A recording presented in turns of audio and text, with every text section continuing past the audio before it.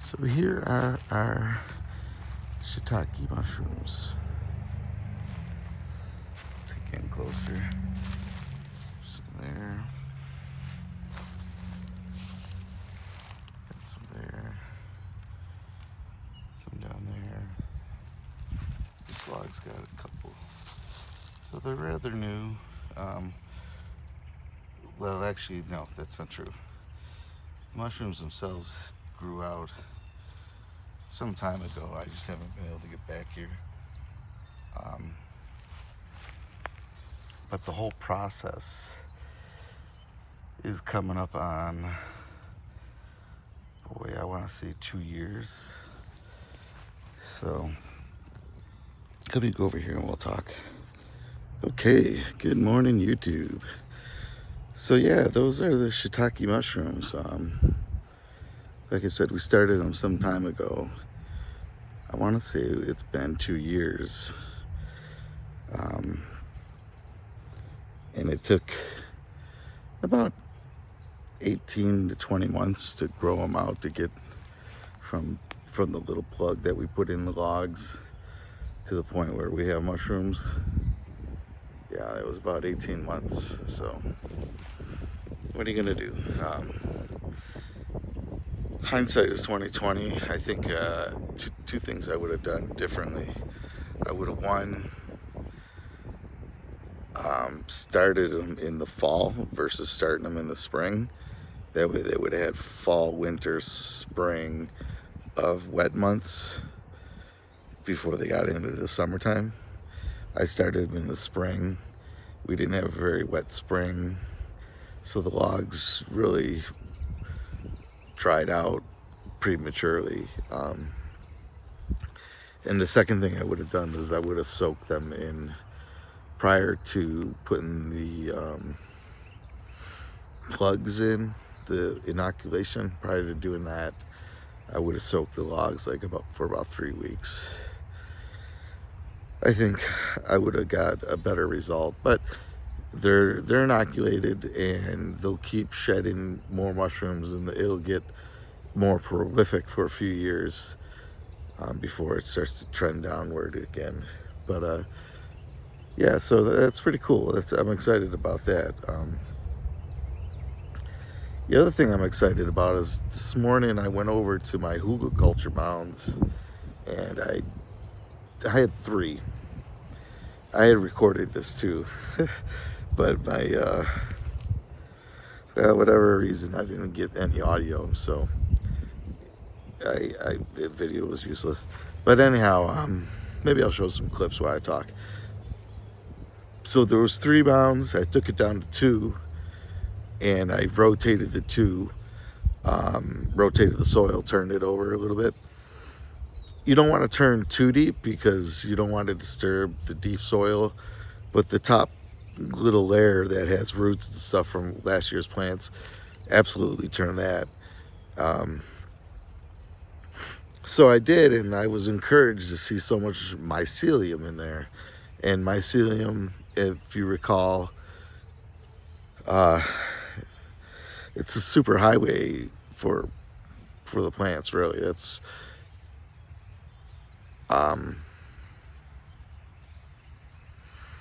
all the food and water travels through that mycelium layer, and it helps connect all the plants together.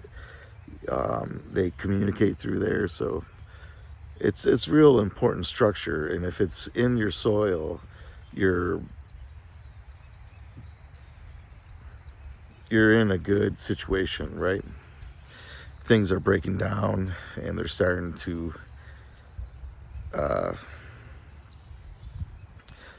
biodegrade and just break down. Compost, I guess, is the word I was looking for. So I'll take a walk over there and we can talk a little bit more about that. I don't know if you recall, but there used to be 3. There was the 1, 2, and then there was the third one right here, which this morning I dug out, added the dirt to there, and just covered it back up. It wasn't doing well.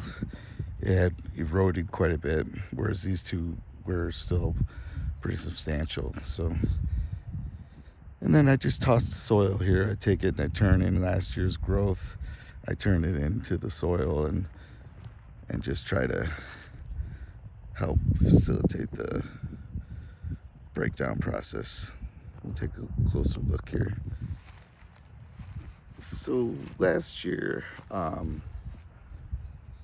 I grew on just these two hills right here. The third one, we put some potatoes in there, but nothing manifested. So we just kind of gave up on that third one. But these two hills did real well. I got the sun right in my eyes. Let's try standing over here. They produced real well. I got really nice plants off it. The soil's really good. Let me bring you in real close here. You can see on this log here how white it is. That log was in the soil and it was buried pretty good, but it's mycelium. And mycelium, like I said before, it's a super highway of garden beds and of the soil. It carries all the nutrients, and not all of it, but a lot of it moves through the mycelium layer. Just helps intertwine everything that's in there that's already rotting and decaying. So you can see some more right there, some white. So I toss this pretty good, and the undisturbed mycelium layer will just grow now, and it'll come up higher into the soil. And one thing was nice about these piles, is I didn't have to water them at all last year. So not a single time. I planted. That's not true, I guess. When I planted them, I watered them for about a week or two, and once the roots got established, I never watered it again. And they did great. I never saw them wilting. They never looked like they were wanting water or anything. So that just shows you how much moisture is held in these mounds, that it was able to sustain itself just with some rain. And we didn't get a lot of rain last year. We typically don't. July, August, September, October are real dry months for us. So, but the plants did phenomenal in here. So I just thought I'd show you guys, because I know some of the things that I've shown in the past, I haven't shown follow-ups. So I had an opportunity to do that today. So yeah, we're real happy with these. I don't know what we'll plant in them this year, but I'll figure it out, and I'm sure I'll do a video on it. So you may recall me saying in the past that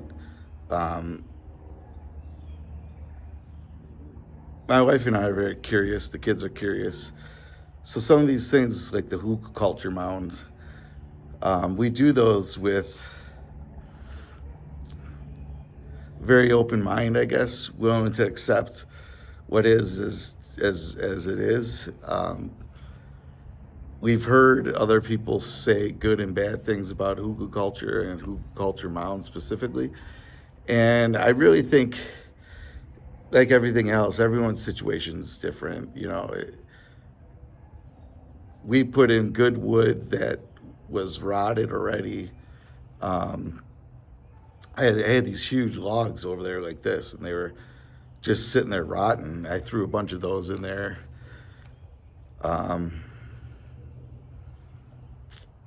Bunch of brush type materials, smaller stuff that could break down fast.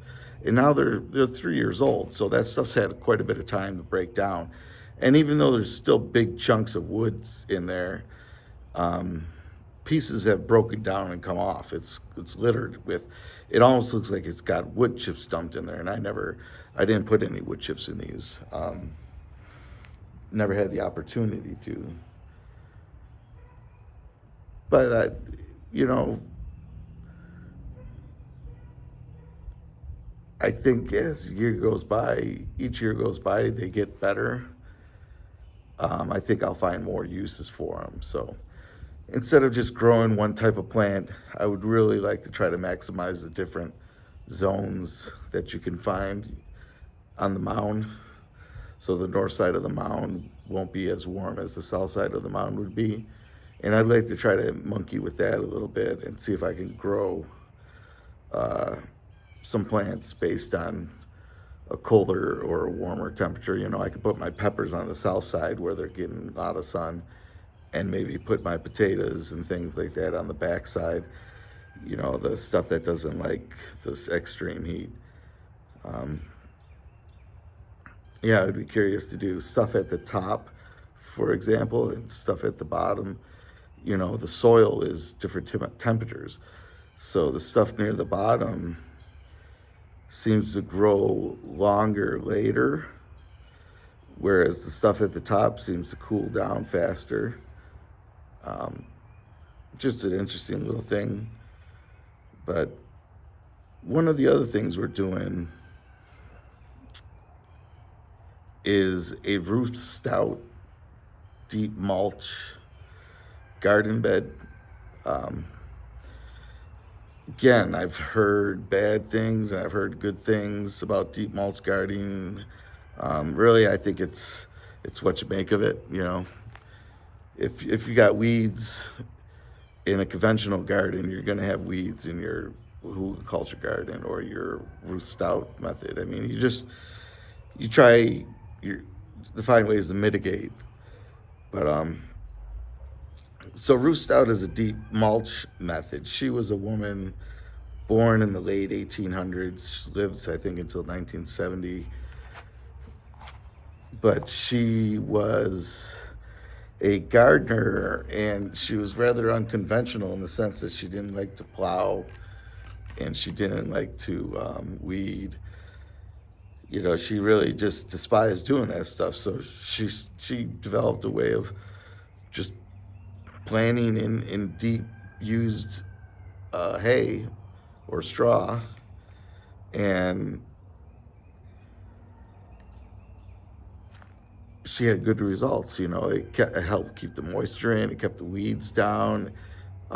If you ever lifted up like a patch of hay that's been laying for a while, it's loaded with worms underneath there.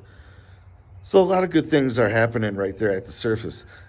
She says this in the movie that if you Google on YouTube Ruth Stout, you'll most likely come up with a video from maybe the 50s or something like that with her in it.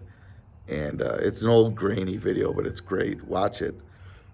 But she talks about how Mother Earth doesn't like to be exposed, or she's timid, something along those regards. And it's true. It's if you have exposed earth, you get weeds very fast, and it's because the earth is trying to cover itself up very quickly. It doesn't like to be exposed. Erosion happens, and mud happens, and all these things happen when you don't have a surface layer growing. So, but if you cover it with straw, it'll tolerate it. It is like, okay, this is good. I'm covered. I'm insulated. I got a place for my little animals to live and be happy. And by animals, I'm saying worms and bugs and things like that. Not mice or anything like that. But so I took a big bale of hay and I brought it down to the garden and we broke it up. It kind of looks like what's behind me, where one of those big rounds we took down. And we spread it around pretty thick. And we're gonna plant in, you pull back the hay and you plant into the soil, but the straw and hay that you have come right up to your plants, and they basically tamper everything else down, ideally. So, I've said hay and straw interchangeably. Yes, I know that, and I know they're different, but Ruth Stout makes no assertion that one's better or the other. She, in fact, says it doesn't matter if it's hay or if it's straw. So that's why you've heard me say hay and straw kind of interchangeably, because you could use one or the other, or you can use both combined. It really doesn't matter. The idea is getting a thick layer of mulch established that nothing else grows except for what you want to grow. So, but I can take you guys down there and show you that. I'll do that real fast. So where the heck have we been, and what have we been up to? Long story short, I got hurt, and I was having a hard time doing a lot of the work around here. And at the same time, we were kind of getting frustrated with some of our animals. Just nothing unusual, but we just were coming to a point, kind of things were crossing, about ready to cross. And we just felt it was the best time to do away with the animals. So we sold the goats. We gave away Miss Daisy. We grew the baby piglets up, and then we butchered them. And then the chickens we've just gotten rid of. We got one more to get rid of it. It's supposed to be going tomorrow. And that'll be it. We won't have any more farm animals. Just the cats and the dogs, which is, they're a pain in the ass sometimes too. But that's the short story. Maybe someday I'll break into the long story, but I'll add this. I'm still suffering. I'm still dealing with the ramifications of the injury. Just things are a lot better. I'm able to move a little bit better than I was a year ago, and even 6 months ago. That said, I'm still waiting to get it fixed up proper. And but in the meantime, this property has a lot of things that need to be done.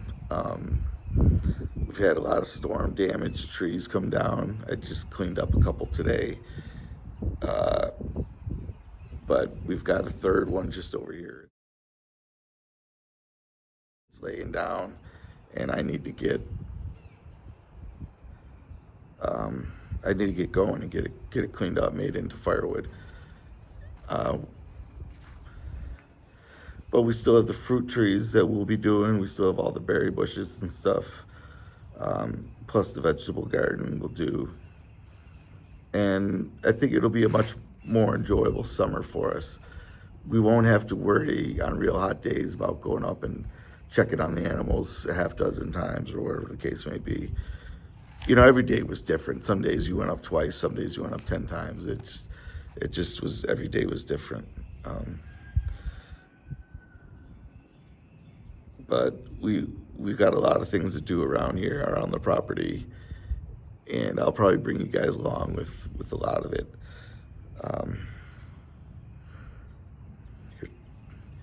Here, a chicken in trouble. It's not my problem. So let's take a walk down by the vegetable garden, and I'll show you how we spread that hay all around, and we can talk for a quick second there. All right. So you can kind of get the gist of it. This was one whole